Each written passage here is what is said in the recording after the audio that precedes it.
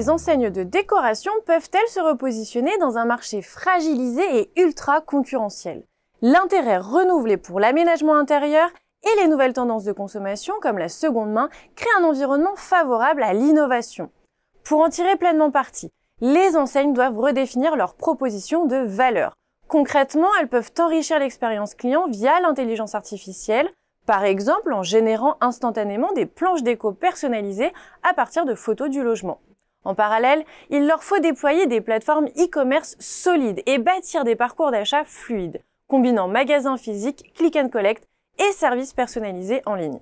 Mais les défis restent considérables. Alors que la consommation cale et que le marché immobilier peine à repartir, les dépenses en décoration figurent parmi les premières victimes des arbitrages budgétaires des ménages.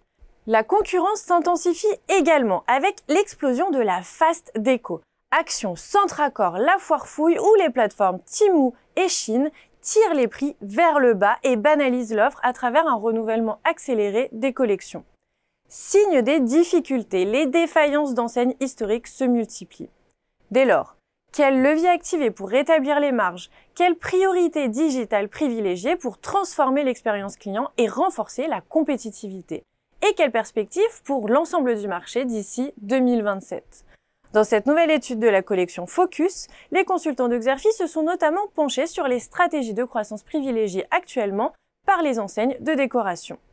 Tout d'abord, elles optimisent leur réseau de magasins en procédant à des fermetures ciblées, en réduisant les surfaces et en développant la franchise ou les corners, comme le montrent les exemples d'Yves Delorme, Habitat ou Maison de la Literie. Ensuite, les enseignes développent une activité e-commerce à l'image de Muy Mucho qui a lancé son e-shop en France et de Maton qui a ouvert une marketplace. En parallèle, un nouvel axe de diversification se dessine avec le marché des animaux de compagnie, un segment que la Redoute intègre désormais à son offre déco. Une autre tendance forte émerge également avec des démarches responsables toujours plus visibles, comme la réduction des déchets ou le développement de la seconde main, portées par des enseignes telles que Camif ou Alinea. Enfin, les technologies d'intelligence artificielle commencent à s'intégrer dans les pratiques des enseignes à des fins d'optimisation de l'expérience client ou de personnalisation de l'offre.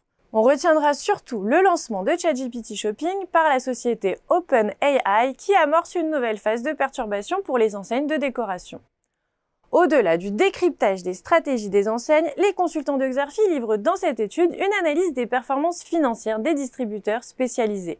Ce rapport intègre également une cartographie détaillée de la concurrence ainsi que des prévisions exclusives sur le marché de la décoration d'ici 2027. Pour des informations plus complètes sur cette analyse stratégique, vous pouvez télécharger le document de présentation qui se trouve à côté de la vidéo.